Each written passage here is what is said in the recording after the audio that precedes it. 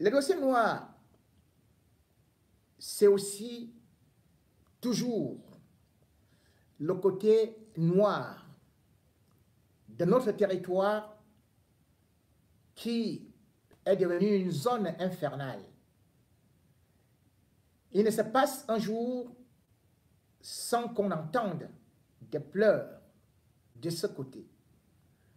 On ne pourrait donc pas parler souvent des dossiers noirs ou de toute autre actualité si une partie de notre corps est amputée, d'autant plus qu'on se complaît à dire le Cameroun est un et indivisible, tout en faisant fi des douleurs du membre qui est de l'autre côté des régions anglophones, où la souffrance est interminable, où la guerre est effroyable, où les victimes sont innombrables. Et coup pour coup, c'est malheureusement les innocents qui sont pris dans l'engrenage. Entre d'un côté les Ambazoniens et de l'autre l'armée républicaine. Parlons donc de ce qui se passe actuellement et que l'actualité n'a pas voulu commenter dans les médias conventionnels. Il convient de sortir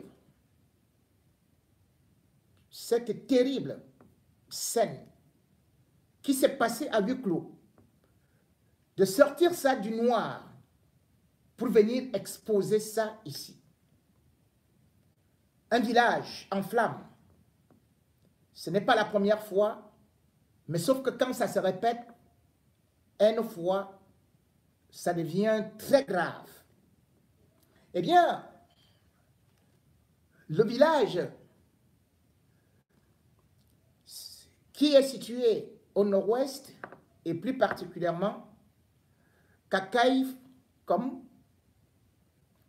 et dans le quartier Sansa, a été victime d'une attaque effroyable. Les maisons ont été incendiées. Les populations ont été obligées de se réfugier dans des brousses. Il fallait regarder les femmes enceintes, les vieillards, les enfants crier par rapport à ce qui était en train de se passer de ce côté-là. Nous avons essayé de vouloir comprendre qui a commis ces actes horribles et pourquoi. Après quelques éléments d'enquête, nous avons donc finalement trouvé une fois de plus que c'était les éléments de l'armée camerounaise qui sont arrivés dans ce village et qui ont mis du feu, soupçonnant une collaboration entre ces populations et les Ambazoniens, d'autant plus que lors de la célébration du 1er octobre 2021, pour l'indépendance de l'Ambazonie, on avait vu certains séparatistes faire un défilé de ce côté-là. Et d'ailleurs, où n'ont-ils pas fait des défilés? C'était presque dans la quasi-totalité des contrées, des villages, où d'ailleurs ils avaient annoncé qu'ils devaient présenter leurs généraux et leurs effectifs. L'armée camerounaise a considéré cela comme étant un affront et a donc décidé d'aller les punir, d'avoir laissé les Ambazoniens faire leur défilé ou d'avoir collaboré avec des Ambazoniens. La sanction était donc suprême, exactement rappelant les scènes que nous avions déjà vécues en Garou. Sauf que, circonstances atténuantes, au moins les populations ont eu le temps de pouvoir s'enfuir, même si les maisons ont été complètement rasées. Jusqu'à quand? pour des régions que pourtant le gouvernement annonce chaque jour qu'il faut reconstruire, où il faut rebâtir les écoles, les villages, les hôpitaux, mais où malheureusement on continue à incendier ou à se comporter exactement comme les terroristes. Et bien plus, même ceux qui ne sont pas normaux sont abattus. Bamé, c'est un fou qui vivotait dans ce village-là, qui a été tué à bout portant par des forces de sécurité, des forces de défense camerounaises. Jusqu'à présent, son cadavre gît sous un manguier, abandonné. Un fou, ou plutôt un déséquilibré mental, qui n'était pas un danger pour l'armée camerounaise. Avec ces méthodes, peut-on alors vaincre ou au moins convaincre les populations à collaborer avec l'armée camerounaise, puisque c'est totalement en déphasage avec la dernière visite du Premier ministre Joseph John Gouté appelant les populations à oublier le passé, à être un peu plus pacifique et surtout voulant leur montrer la confiance et surtout de démontrer que l'armée camerounaise a reçu des consignes de ne plus se lancer dans de tels actes. Mais malheureusement, ces actes ne sont pas isolés dans la mesure où justement le 4 août 2021, on avait déjà vu à Forkov, Melou, un autre crime se passait dans les mêmes conditions. Un crime effroyable. Parce que, toujours soupçonnant les populations d'être complices des Amazoniens, et parce que l'armée camerounaise avait subi une attaque avec un engin explosif improvisé qui avait justement fait que l'armée perde non seulement son véhicule blindé, mais aussi 2 soldats, on avait assisté à une expédition punitive dans ces villages-là. Et là, il n'avait pas à savoir qui était-ce concerné. On se rappelle juste que 7 personnes furent assassinées, parmi lesquelles 5 charpentiers, bien connus dans le village, rien à voir avec les Amazoniens. Un était tout simplement un chef de chantier et il rentrait du travail avec ses apprentis lorsqu'ils ont été pris à partie, lorsqu'ils ont été fusillés à bout portant.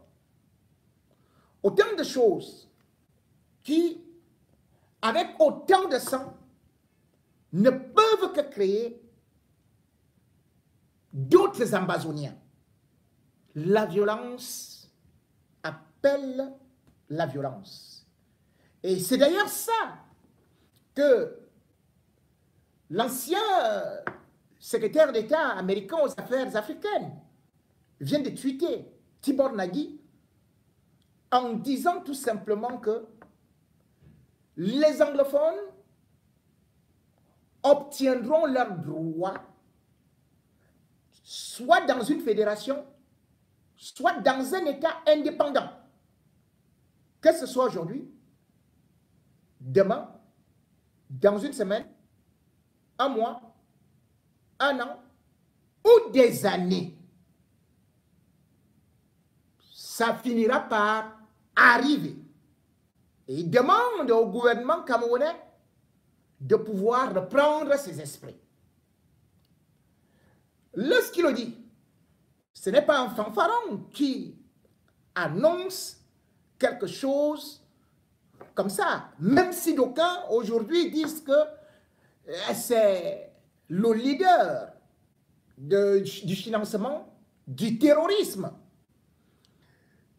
Mais n'oublions pas qu'il a des informations, d'autant plus que non seulement il connaît le Cameroun, mais aussi il a des informations précises, que ce soit du côté des combattants ou même du côté des membres du gouvernement.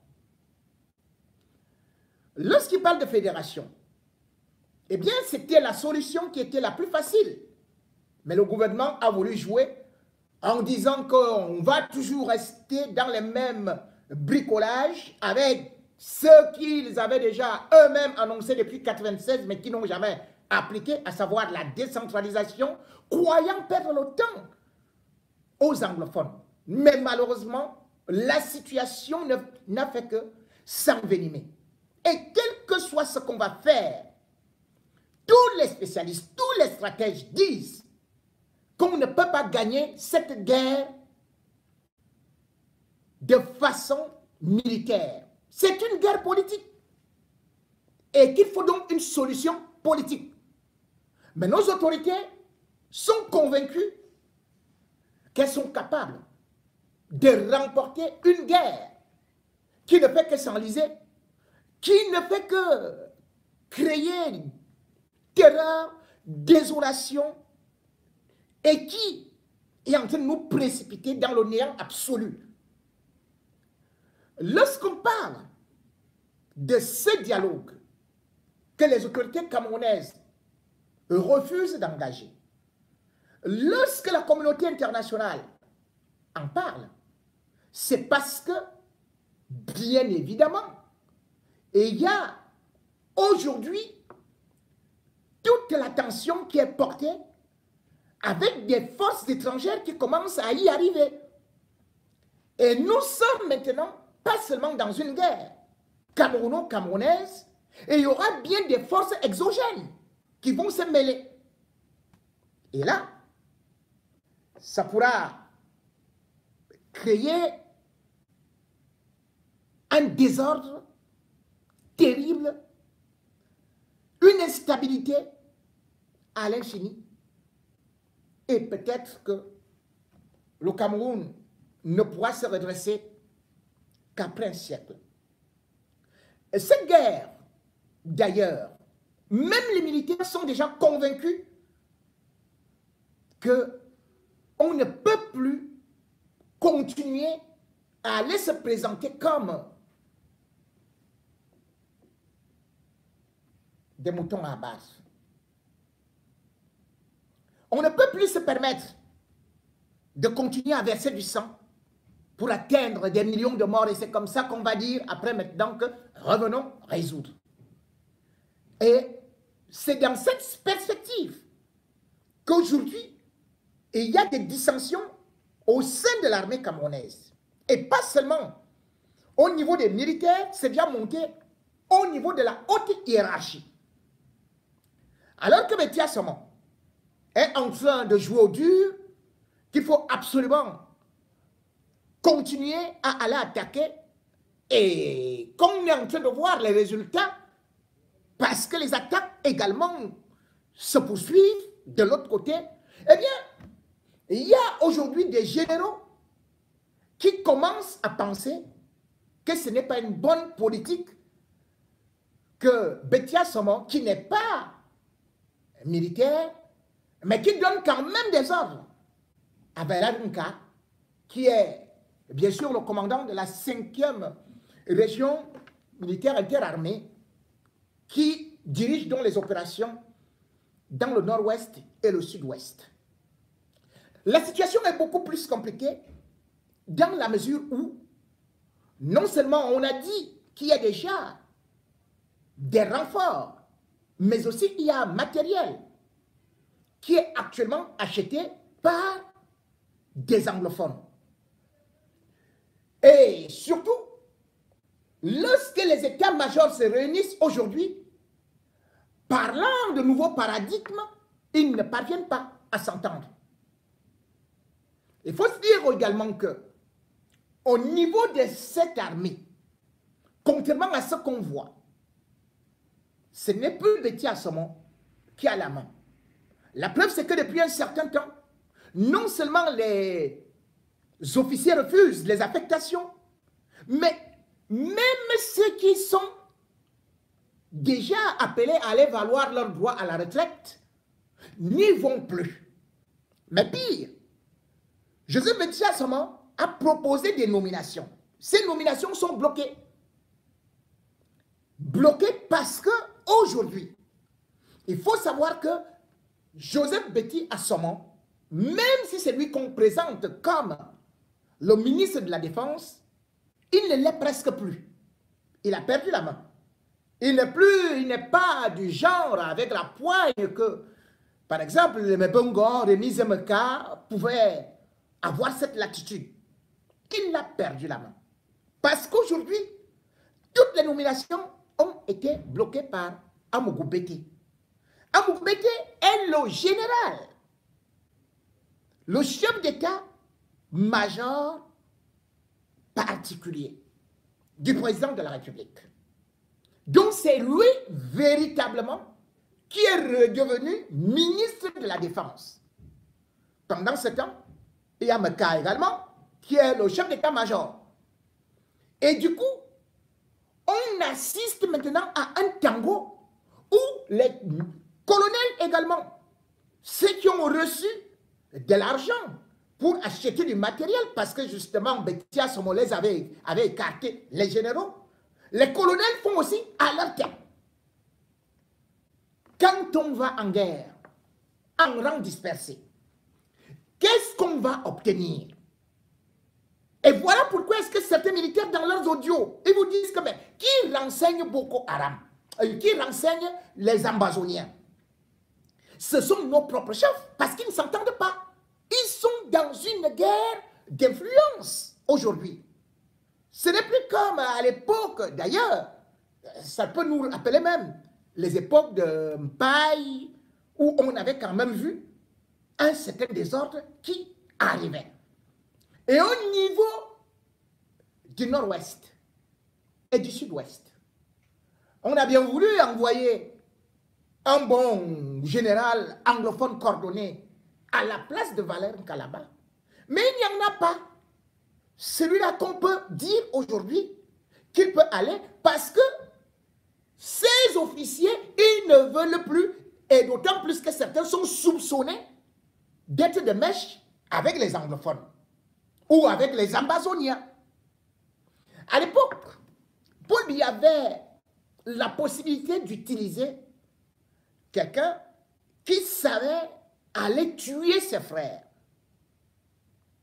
Il était colonel à l'époque. On l'appelait Ntumenta. Il était né en 1954 et lui, sa seule mission, c'était les assassinats ciblés contre les anglophones. Tout comme il avait réussi l'opération de 2008 avec les villes mortes que, bien évidemment, le général Douala Massongo avait refusé de faire. Lui, il était spécialiste dans ces assassinats, que ce soit à Douala ou encore dans les régions anglophones. Ça fait que lorsqu'il était vivant, il réussissait au moins à museler ou à assassiner ces anglophones. Or, en 2015, il a été retrouvé mort dans des conditions qu'on ne sait pas. Jusqu'à présent, on parle toujours d'un règlement de compte entre eux généraux, parce qu'il était colonel et il a été promu général par Paul Biya pour service d'assassinat rendu. Mais aujourd'hui, il n'y a pas un général capable d'avoir cette poigne et capable d'ailleurs d'aller actuellement se livrer à certaines pratiques. Parce que lui également, il fonctionnait avec le domaine mystique. Il fonctionnait. Et aujourd'hui, lorsqu'on voit ce qui est en train de se passer là-bas, les généraux savent très bien que c'est une guerre perdue. Mais le régime ne veut pas l'admettre. Les hommes politiques qui sont là ne veulent pas l'admettre. Ils disent tout simplement, et comme Betty Assommo a dit, non, ne me parlez pas. Dites qu'il faut négocier. Votre rôle, c'est d'aller en guerre. C'est à nous, les politiques, de négocier. Ce n'est pas vous. Allez tout simplement en guerre. Quand il dit cela, les généraux envoie donc des gens qui ne sont même pas expérimentés. Vous vous rendez compte, on dit que voilà les commandos qui viennent de sortir après 3 mois seulement de formation. Et on les envoie dans les régions militaires, dans les régions de guerre, voulais-je dire, dans des régions du nord-ouest et du sud-ouest. Et bien sûr, tout un chacun d'entre nous sait à quoi ils vont s'attendre. À savoir, ils seront pris au piège, ils seront sacrifiés. Et puis, l'État du Cameroun a-t-il des moyens de continuer cette guerre? Non, ce n'est pas possible. Nous sommes au rouge. Au rouge, parce que les caisses de l'État sont quasiment vides. Où est-ce qu'on ira prendre de l'argent? Si déjà on ne parvient pas à payer, à régler certaines factures, si déjà on passe le temps à aller nous endetter, allons-nous supporter cette guerre pendant encore 5 ans, 10 ans? D'autant plus que chacun d'entre nous voit comment est-ce que les armes lourdes arrivent là. D'autant plus que chacun d'entre nous voit comment est-ce que le Cameroun est convoité. Et quand le Cameroun est convoité, parce que le Cameroun est une terre, c'est une terre qui a 500 espèces de minéraux différents.